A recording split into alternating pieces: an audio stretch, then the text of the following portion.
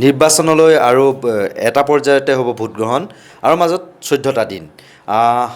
এই সময়ত যি নিৰ্বাচনী প্ৰক্ৰিয়া এতিয়া আৰম্ভ হৈ গৈছে, সকলো প্ৰাৰ্থীয়ে নিৰ্বাচনী প্ৰচাৰ চলাই আছে, তাৰ মাজতে আপুনি কি চাইছে? সমগ্ৰ অসমৰ যিটো ৰাজনৈতিক পৰিৱেশ বা নিৰ্বাচনী পৰিৱেশ কেনেধৰণে আপুনি চাইছে? নহয় কল্প, মই তোমাক এটা কথা কওঁ যে অসমৰ যিটো নিৰ্বাচনী পটভূমি, সেই পটভূমিটোত এফালৰ পৰা চাবলৈ গ'লে আমাৰ যিটো সৰ্বভাৰতীয় যিটো নিৰ্বাচনী পটভূমি তাতকৈ কিন্তু বেলেগ নহয়। মই কওঁ, আমি এটা কথা শুনো নহয়, level playing field. Level playing field মানে হ'ল এটা সমতল, সমান, য'ত খেলাটো হৈছে এই দুই পক্ষৰ কাৰণে একেধৰণৰ নিয়ম নীতি প্ৰযোজ্য হয় সকলো ফালৰ পৰা। তাৰপিছত তেওঁলোকৰ পিছত হৰা জিকাটো হয়। কিন্তু আমাৰ এতিয়া সমগ্ৰ ভাৰতবৰ্ষত ভাৰতীয় জনতা পাৰ্টী ক্ষমতালৈ অহাৰ পিছত, আৰু মই কোৱা কথাটো সঁচা নে মিছা আমাৰ দৰ্শকসকলেও চাওক, সকলোৱে এইটো বিবেচনা কৰি চাওক যে সেই যিটো লেভেল প্লেয়িং ফিল্ড, সমতল ভূমিটো সমান, সেইটো আছে নে নাই ৰাইজে বিবেচনা কৰি চাওক। মই কেইটামান উদাহৰণ দিছোঁ। নিৰ্বাচন ঘোষণা কৰাৰ ঠিক আগমুহূৰ্তত 40,000 মহিলাক কিমানকৈ পইচা দিয়া হ'ল? 10,000কৈ। মনত ৰাখিবা, নিৰ্বাচন ঘোষণা কৰাৰ 15 কি 20 দিন আগতে 40,000 মহিলাক, অসমৰ 40,000 মহিলাক 10,000কৈ পইচা দিয়া হ'ল।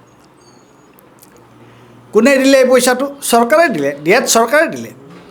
অথচ এই পইচাটো দিয়াৰ যিবোৰ কাৰ্যসূচী, যিবোৰ কথা বতৰা মই নিজে দেখিছিলোঁ, তেতিয়া মই মাজুলীত আছিলোঁ, যে তাত যদিও এইটো চৰকাৰী কাৰ্যসূচী আছিল, কিন্তু এই গোটেই চৰকাৰী কাৰ্যসূচীটোক তেওঁলোকে দলীয় কাৰ্যসূচীলৈ ৰূপান্তৰিত কৰিছিল নে নাই কৰা? কৰিছিল। চাৰিওফালে কৰিছিলে। মনত ৰাখিবা, 10,000কৈ টকা, 40,000 মহিলা। এতিয়া বিৰোধীয়ে কিবা দিব পাৰিছেনে তেনেকুৱা? নাই। তাতে অৰুণোদয়, মই সংযোজন কৰিছোঁ, অৰুণোদয় 9,000 টকা একেলগে প্ৰায় 35 লাখ মহিলাৰ বেংক একাউণ্ট সোমাইছে। তেতিয়াহ'লে কথাটো কি হ'ল? এতিয়া বিৰোধীটো তেনেকুৱা পইচা দিব পৰা ক্ষমতা নাই, তেওঁলোকৰ পইচা দিব নোৱাৰে, ক'ৰ পৰা পইচা দিব? অথচ মনত ৰাখিবা, এই যিটো 40,000 টকা, এই যিটো 40,000 মহিলাক যে পইচাটো দিলে, সেই পইচাটো কাৰ পইচা? তোমাৰ মোৰ পইচা হয়নে নহয়? ৰাইজৰ কৰকাতলৰ পইচা, আমাৰ হেৰিৰ পইচা। গতিকে অৰ্থাৎ তাৰমানে কি হ'ল, মানে ৰাইজে বুজি চাওক এই কথাটো। আমাৰ যিয়ে এই কাৰ্যসূচীটো চাই আছে তেখেতসকলেও বুজি চাওক যে 40,000 মহিলাক 10,000কৈ টকা দিছে, আৰু সেই টকাটো চৰকাৰী ভঁৰালৰ টকা, চৰকাৰী টকা, কিন্তু টকাটো এনেকুৱা ধৰণে দিয়া হৈছে যেন এইটো ভাৰতীয় জনতা পাৰ্টীৰহে টকা হয়। 2 নম্বৰ কথা, এতিয়া ভাৰতীয় জনতা পাৰ্টীয়ে নিৰ্বাচন খেলাৰ তেওঁলোকৰ যিটো মই কওঁ যে তেওঁলোকৰ ষ্ট্ৰেংথটো কি, শক্তিটো হ'ল, এটা হৈছে এইটো চৰকাৰী পইচা, অন্যটো কি, অন্য হৈছে চৰকাৰী যিটো যন্ত্ৰ, চৰকাৰী যন্ত্ৰ। আজি অইন কোনোবাই যদি, বিৰোধী দলৰ কোনোবাই যদি কিবা এটা কয়, মই আগতে সেইটো উদাহৰণ দিছিলোঁ যে এটা মই সাধু কথাৰ উদাহৰণ দিছিলোঁ যে মহাৰাজ দাঁতত ভাত লাগিলে কি হয়? বোলে দাঁতত ভাত লগাটো বৰ সাংঘাতিক, গোফত ভাত লাগিলে কি হয়? বোলে সেইটো এটা বৰ ডাঙৰ অপৰাধ। মহাৰাজে আপোনাৰ গোফত ভালে, সেইটো জনাই নজনাই। এতিয়া যদি বিৰোধী দলৰ কোনোৱে যদি কিবা এটা কথা নক'বলগীয়া কথা এটা কয়, নকৰিব লগা কাম এটা কয়, লগে লগে তেওঁ জেলত, লগে লগে তেওঁৰ বিৰুদ্ধে বিভিন্ন ধৰণৰ গোচৰ লাগি যায়। আৰু ঠিক একেধৰণৰ ব্যৱহাৰ যদি শাসক দলৰ মানুহে কৰে, স্বয়ং মুখ্যমন্ত্ৰীয়ে কৰে, তাত একো নাই, সেইটো মাফ। গতিকে এই দুটা কথা মই ক'লোঁ যে চৰকাৰী যন্ত্ৰটো আৰু তাৰপিছত তেওঁলোকৰ বিজেপিৰ এতিয়া যিটো বিজেপিৰ হাতত যিমান পইচা আছে, এতিয়া বিৰোধীৰ গোটেইকেইটা লগ লাগিও সিমানখিনি পইচা লাগে। আৰু আমি জানো যে নিৰ্বাচনত অৱতীৰ্ণ হ'বৰ কাৰণে, নিৰ্বাচনী খেলাৰ কাৰণে পইচা লাগে, সেই পইচা তেওঁলোকৰ নাই। আৰু অইন এটা কথা হৈছে কি যে বিৰোধী মই নিজে বিৰোধী ঐক্যৰ লগত ইমান দিন জড়িত হোৱা এজন ব্যক্তি হিচাপে মই কৈছোঁ। আৰু বিৰোধীয়ে এতিয়া এইকেইটা হৈছে বিজেপিৰ শক্তি। আৰু এটা কথা মই ক'বলৈ পাহৰিছিলোঁ, সেইটো কথা কওঁ। এতিয়া ধৰা প্ৰাৰ্থিত্বকেন্দ্ৰিক যিটো বিবাদ, যিটো অসন্তোষ, সেইটো বিৰোধীটো আছে, সেইটো তোমাৰ শাসকীয় দলতো আছে। কিন্তু শাসকীয় দলৰ যেতিয়া একেবাৰে পূৰা মানে খুব মানে তেওঁলোকে সোচ্চাৰ হয়, তেওঁলোকে অমুক কৰিম তমুক কৰিম বুলি কয়, তেতিয়া আমি কি দেখোঁ যে তাৰ পিছতে মুখ্যমন্ত্ৰী গ'ল, কোনোবা ডাঙৰ নেতা আহিল, সেই মানুহজনৰ ঘৰলৈ গ'ল, আৰু গৈ তেওঁলোকে কি কথা বতৰা পাতিলে আমি নাজানো। কিন্তু যিহেতু তেওঁলোক চৰকাৰত আছে, গতিকে তেওঁলোকে সেই মানুহজনক ক'ব পাৰে যে মই তোমাক আমি এটা ৰাজ্যপাল পাতি দিম, তোমাক আমি এটা এই সুবিধাটো দিম, কাৰণ তেওঁলোক আছে, কেন্দ্ৰত তেওঁলোকৰ চৰকাৰ, তেওঁলোকে সেইটো কৰিব পাৰে। গতিকে তাৰপিছত এই যিটো দম্ভ বা এই লম্ফ জম্ভ কৰে, এইটো তুমি দেখিছাই, আমি দেখিছোঁ, দেখা নাই জানো? দেখিছোঁ সেই লম্ফ জম্ফটো নোহোৱা হৈ যায়, কেইদিনমান পিছত তেওঁলোক শীতল হৈ যায়। কিন্তু কংগ্ৰেছৰ ক্ষেত্ৰত বা বিৰোধী দলবিলাকৰ ক্ষেত্ৰত সেইটো হোৱা আমি দেখা নাই। তাৰপিছত আৰু এটা কথা যে মই প্ৰথমতে চৰকাৰী ধন কেনেকুৱাকৈ তেওঁলোকে পাৰ্টীৰ কামত লগাইছে সেইটো ক'লোঁ। দ্বিতীয় ক'লোঁ মই যে তেওঁলোকে চৰকাৰী যিটো যন্ত্ৰ, এডমিনিষ্ট্ৰেশ্যনটো, প্ৰশাসনটোক তেওঁলোকে কেনেকুৱাকৈ লগাইছে। তৃতীয় মই ক'লোঁ যে তেওঁলোকৰ টকা পইচাৰ তেওঁলোকৰ কোনো অভাৱ নাই, আৰু তেওঁলোকে তেওঁলোকৰ মাজত যিটো বিদ্ৰোহ বা অসন্তোষ যিটো হয়, সেইটো কেনেকৈ পৰিচালনা কৰিব লাগে সেইটোও তেওঁলোকে জানে, তেওঁলোকৰ হাতত সম্বল আছে। আৰু চতুৰ্থটো মই কিন্তু তাৰ আৰু এটা কথা মই কওঁ এতিয়া, অন্য এটা, এইটোৰ লগত এইটো অলপ বেলেগ ধৰণৰ অন্য এটা কথা মই কওঁ। এতিয়া তুমি চোৱা নীতি অনীতিটোৰ কথা চোৱা। আজি ভূপেন বৰা কংগ্ৰেছৰ সিদিনালৈকে কংগ্ৰেছৰ তেওঁ সভাপতি আছিল, PCC সভাপতি আছিল। সিদিনালৈকে প্ৰদ্যুৎ বৰদলৈ MP আছিল। অসমৰ যিকেইজন বিখ্যাত PCCৰ লিডাৰ তাৰ এজন আছিল। ভূপেন বৰাই কি কৈছে যে মই কংগ্ৰেছত থাকোঁতেও মই বিজেপিৰ 1 নম্বৰ কি বুলি কিবা এটা কৈছে ন, কাম কৰি আছিলোঁ, আৰু মই 1 নম্বৰ মানুহ আছিলোঁ বিজেপিৰ পাৰ্টিৰ। এতিয়া এই বস্তুটোৱে, এই যিটো কথা ভূপেন বৰাই ক'লে, সেই সন্দৰ্ভত আমাৰ সাধাৰণ মানুহবিলাকে এই কথাটো কেনেকুৱাকৈ চোৱা উচিত। তাৰমানে যে ভাৰতীয় জনতা পাৰ্টীয়ে তেওঁলোকৰ কাৰণে কোনো কথা, কোনো মূল্যবোধ, কোনো নীতি নিয়ম, আচাৰ ব্যৱস্থা, বিধি বিধান, সেইবিলাকৰ কোনো মূল্য নাই। তেওঁলোকৰ এটাই, আৰু ভূপেন বৰাই তেওঁৰ কামৰ যোগেদি এইটো দেখুৱাই দিছে যে তেওঁ একচুৱেলি যিটো বিজেপিৰ যিটো সংস্কৃতি, বিজেপিৰ যিটো কালচাৰ, হি বিলংছ টু বিজেপি কালচাৰ, হয়নে নহয়? বিজেপিত তেনেকুৱাই, নীতি নিয়ম বোলা কোনো কথা নাই, আদৰ্শৰ কথা নাই, যিকোনো প্ৰকাৰে ক্ষমতাটো লাগে, হ'ল এক। এতিয়া এই যিবিলাক বিৰোধী চৰকাৰী পক্ষৰ এই যিবিলাক সুবিধা, শাসকীয় দলৰ ভাৰতীয় জনতা পাৰ্টীৰ এই যিবোৰ সুবিধা, তাৰ বিৰুদ্ধে বিৰোধীৰ কি অৱস্থান? বিৰোধীয়ে আজি মই নিজে কৈছোঁ যে আজি 1 বছৰ বিৰোধীক ঐক্যবদ্ধ কৰাৰ কাৰণে আমি কিমান চেষ্টা কৰিছোঁ। শেষত জানিবা হ'ল ঠিক নিৰ্বাচনৰ ডেট ঘোষণা কৰাৰ পিছতো, নিৰ্বাচনৰ ডেট ঘোষণা কৰাৰ আগলৈ একো নাই, নিৰ্বাচনৰ ডেট ঘোষণা কৰাৰ সিদিনালৈকে গৌৰৱ গগৈ আৰু মানে তোমাৰ অখিল গগৈ বহি কিমান দীঘলীয়া আলোচনাৰ অন্তত এইটো হ'ল। এতিয়া প্ৰশ্নটো হৈছে বিৰোধীৰ কাৰণে, তেওঁলোকৰ কাৰণে এটা ডাঙৰ প্ৰত্যাহ্বানটো কি? ডাঙৰ প্ৰত্যাহ্বানটো হৈছে যে তেওঁলোকৰ ওপৰত এতিয়া ঐক্য হ'ল, কিন্তু সেই ঐক্যটোৰ ফল তৃণমূল পৰ্যায়ত তেওঁলোকৰ প্ৰাৰ্থীবিলাকে পাবনে নাপাব, সেইটো হৈছে তেওঁলোকৰ এটা প্ৰধান প্ৰত্যাহ্বান।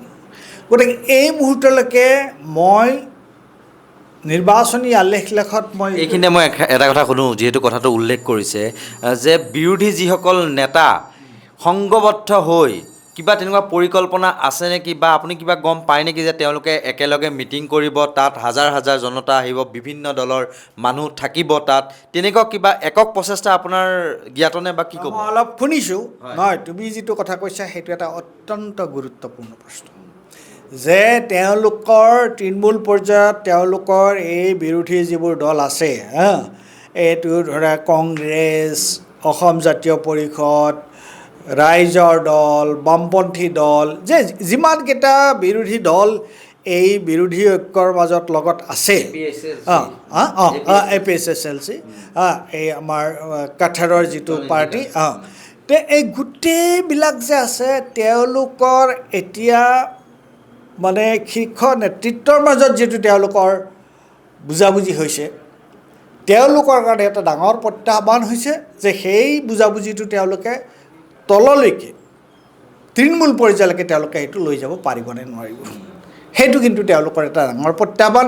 আৰু সেই ক্ষেত্ৰত তুমি যিটো প্ৰশ্ন কৰিছা যে তেওঁলোকৰ এই শীৰ্ষস্থানীয় নেতাসকলে, তেওঁলোকৰ মূল নেতাসকল তেওঁলোকে একেলগে যদি ৰেলী কৰে, একেলগে যদি ৰাজহুৱা মিটিং কৰে, অন্ততঃ সেইটোও তেওঁলোকৰ সপক্ষে থকা যিসকল ভোটাৰ আছে বা বিভিন্ন দলৰ, তেওঁলোকক কিছু আশ্বস্ত কৰিব আৰু তেওঁলোকে হয়তো ঐক্যবদ্ধ হ'ব পাৰে।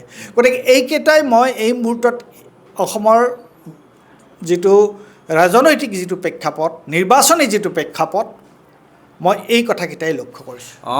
দেখিবলৈ পাইছোঁ এতিয়া তাৰমানে বিভিন্ন যুৱ প্ৰজন্মৰ ৰাজনৈতিক প্ৰতিনিধি ওলাই আহিছে, আৰু এই ক্ষেত্ৰত আমি আগৰ যিবিলাক ৰাজনীতি বা উন্নয়নৰ নামত ৰাজনীতি হওক বা আদৰ্শগত যুঁজ থাকিব পাৰে, কিন্তু সেয়া সীমা চেৰাই যাতে যাব নালাগে কিছুমান কথা বতৰা, আৰু আমি যিবিলাক তাৰমানে নেদেখিব লাগে কথাৰ কটাকটি, সেইবিলাক আজিকালি মানে বেছি টুলুঙা হৈ গৈছে। আৰু লগতে এটা কথা কওঁ, যিবিলাক ইছ্যু বিজেপিয়ে কংগ্ৰেছ চৰকাৰ থাকোঁতে আনি পেলাই সেই ইছ্যুবিলাকেৰে তেওঁলোকে চৰকাৰ নিৰ্মাণ কৰিছিল বা চৰকাৰ বনাইছিল, এতিয়া সেই ইছ্যুবিলাকৰ যে কোনো মূল্য নোহোৱা হৈ গ'ল। মূল্য বৃদ্ধি মূল ইছ্যু আছিল বিজেপিৰ, মেহেংগাই কাম হুই কি নেহি হুই বুলি মোদীয়ে প্ৰশ্ন কৰিছিল। পেট্ৰলৰ তেতিয়া 60 টকা লিটাৰ আছিল, আজি ডলাৰ আছিল তেতিয়া $53 $53 এতিয়া ডলাৰৰ মূল্য $94 ইমানখিনি হোৱাৰ পিছতো ৰাইজে কিয় বুজি উঠা নাই? মানে ৰাইজক কি মূল্য বৃদ্ধিৰ জুয়ে দহা নাই নেকি? তেতিয়া 2014 চনত যে দহিছিল, এতিয়া কিয় নদহা হ'ল, কি ক'ব? এই যিবোৰ কথা, এইবোৰ কথা হৈছে মৌলিক কিছুমান প্ৰশ্ন, যে ৰাইজে এই কথাবোৰ চিন্তা কৰিব নে নকৰিব। আমাৰ প্ৰচাৰ মাধ্যমে এই প্ৰশ্নবোৰ ৰাইজৰ আগত উত্থাপন কৰিব নে নকৰিব, আৰু এই প্ৰশ্নবোৰ ৰাইজৰ মাজত উত্থাপন কৰাটো কিবা বিজেপি বিৰোধী প্ৰচাৰ বা অপপ্ৰচাৰ নেকি? মোৰ প্ৰশ্ন, ৰাইজৰ ওচৰলৈ মোৰ প্ৰশ্ন, যে তেওঁলোকে নিজে এইবোৰ কথা কৈছিল, এতিয়া প্ৰচাৰ মাধ্যমে এই প্ৰশ্নবিলাক যদি উত্থাপন কৰে, সেইটো কি বিজেপি বিৰোধী অপপ্ৰচাৰ হ'ব নে প্ৰচাৰ হ'ব নে কি হ'ব? নে সঁচাকৈ উত্থাপন কৰিবলগীয়া প্ৰশ্ন, প্ৰাসংগিক প্ৰশ্ন উত্থাপন কৰা হ'ব? সেইটো এটা গুৰুত্বপূৰ্ণ কথা। আৰু এইখিনিতে মই এইটো হৈছে কি, যে এই সময়ত আমি ইতিমধ্যে যিখিনি কথা আলোচনা কৰিলোঁ, এই যিটো নিৰ্বাচনী যিটো পটভূমি, তাত চিভিল ছ'চাইটিৰ দায়িত্বটো কি, তাত শিক্ষিত সমাজৰ দায়িত্বটো কি? মই ভাবোঁ এই যিটো নিৰ্বাচনী পটভূমি, তাত শিক্ষিত সমাজৰ দায়িত্বটো অত্যন্ত গুৰুত্বপূৰ্ণ কিয়নো ৰাজনৈতিক দলবিলাকে তেওঁলোকে নিজৰ দলীয় দৃষ্টিকোণেৰে প্ৰশ্নবোৰ চাব কিন্তু যিসকল শিক্ষিত লোক যিসকলে সমাজখনৰ আমি যিটো অৱস্থা এতিয়া দেখিছোঁ যিসকল সেইটোক লৈ উৎকণ্ঠিত তেওঁলোকে এই প্ৰশ্নবোৰ মানুহৰ মাজলৈ লৈ যোৱাটো তেওঁলোকৰ এটা বৰ ডাঙৰ কৰ্তব্য আজি যদি সাধাৰণ অৱস্থাত থাকিলেহেঁতেন যে লেভেল প্লেয়িং ফিল্ডত তোমাৰ নিৰ্বাচন হৈছে তেনেকুৱা এই ধৰণৰ এটা বিজেপিৰ দৰে এটা আগ্ৰাসী শক্তি নাই যিয়ে সম্পূৰ্ণৰূপে ষ্টেট মেচিনাৰটো মানে নিজৰ দলৰ অধীনলৈ আনিব হৈছে এই পৰিস্থিতি যদি নাথাকিলেহেঁতেন বা ৰুল অফ ল মোটামুটি থাকিলেহেঁতেন তেতিয়া কথাটো বেলেগ সেইটো এটা পলিটিকেল পাৰ্টিৰ মাজত তেওঁলোকৰ মাজত এটা লেভেল প্লেয়িং ফিল্ডত তেওঁলোকৰ মাজত এটা নিৰ্বাচনী যুঁজ কিন্তু এতিয়া কি হৈছে যে ৰুলিং পাৰ্টিটোৱে এফালৰ পৰা সকলো গ্ৰাস কৰি আনিব বিচাৰিছে আৰু আমি এটা অন্ধকাৰ সময়লৈ আমি গৈ আছোঁ সেই সময়ত দলমত নিৰ্বিশেষে আৰু বিশেষকৈ যিসকল মানুহে সমাজখনৰ কথা চিন্তা কৰে যিসকল মানুহে গণতন্ত্ৰৰ কথা চিন্তা কৰে যিসকল মানুহে তোমাৰ ৰুল অফ লৰ কথাটো চিন্তা কৰে তেওঁলোক কিন্তু ওলাই অহাটো অত্যন্ত প্ৰয়োজন হৈ গৈছে তেওঁলোকৰ এটা এই সময়ত বৰ্তমানৰ যিটো নিৰ্বাচনী পটভূমি তাত তেওঁলোকৰ ভূমিকাটো অত্যন্ত গুৰুত্বপূৰ্ণ বুলি মই ভাবোঁ একেবাৰে শেষত সুধিছোঁ দেখিবলৈ পাইছোঁ কিছুমান নিউজ প্লেট ভুৱা লগো লগাই পেলাই বিভিন্ন ধৰণৰ অপপ্ৰচাৰত এই নিৰ্বাচনী প্ৰক্ৰিয়া চলি থকাৰ মাজতে আমি দেখিবলৈ পাইছোঁ এই ক্ষেত্ৰত ৰাইজলৈ আপুনি আহ্বান কি জনাব এই ক্ষেত্ৰত মোৰ স্পষ্ট নিৰ্বাচনী যি আচৰণ বিধিত কি হয় যে প্ৰত্যেক নিৰ্বাচন আৰম্ভ হোৱাৰ লগে লগে প্ৰত্যেকটো সমষ্টিৰ কাৰণে একোজন নিৰ্বাচনী তোমাৰ অবজাৰ্ভাৰ পৰ্যবেক্ষক কেন্দ্ৰৰ পৰা নিয়োগ কৰা হয় আৰু এই নিৰ্বাচনী পৰ্যবেক্ষকবোৰ কিয় নিয়োগ কৰা হয় তেওঁলোকৰ দায়িত্ব হৈছে এইটো যে কোনোবা এটা দলৰ প্ৰাৰ্থীয়ে নকৰিবলগীয়া কাম কিবা কৰিছে নেকি আৰু সেই নকৰিবলগীয়া কামৰ ভিতৰত কিন্তু এইবোৰো পৰে কোনোবাই যদি সম্পূৰ্ণৰূপে ভুৱা এজন প্ৰাৰ্থীৰ বিৰুদ্ধে যদি এটা সম্পূৰ্ণ ভুৱা কথা উলিয়াইছে সামাজিক মাধ্যমত দলে উলিয়াইছে কোনোবা উলিয়াইছে সেইটো এই নিৰ্বাচনী পৰ্যবেক্ষকৰ দৃষ্টিগোচৰ কৰিব লাগে কিয়নো ভুৱা তথ্য গোকাত মিছা কথা উলিওৱা অধিকাৰ কাৰো নাই কোনো দলৰে নাই আৰু তাৰ কাৰণে হয়তো সেই পাৰ্টিটোৰ যিয়ে উলিয়াই এই ধৰণৰ কথা তেওঁৰ নিৰ্বাচনী মনোনয়নে হয়তো তোমাৰ বাতিল হৈ যাব পাৰে তেনেকুৱা ধৰণৰ কথা আছে গতিকে মোৰ এটাই অনুৰোধ নিৰ্বাচনটো যাতে অন্ততঃ নিকা হয় স্বচ্ছ হয় তাৰ কাৰণে এই ধৰণৰ কোনোবাই যদি কিবা নকবলগীয়া কথা কয় নকৰিবলগীয়া কাম কৰে মিছা কথা প্ৰচাৰ কৰে ভুৱা বাতৰি প্ৰচাৰ কৰে এইবোৰ অতি শীঘ্ৰে তাৰ যিজন নিৰ্বাচনী পৰ্যবেক্ষক আছে তেওঁৰ দৃষ্টিগোচৰ কৰিব লাগে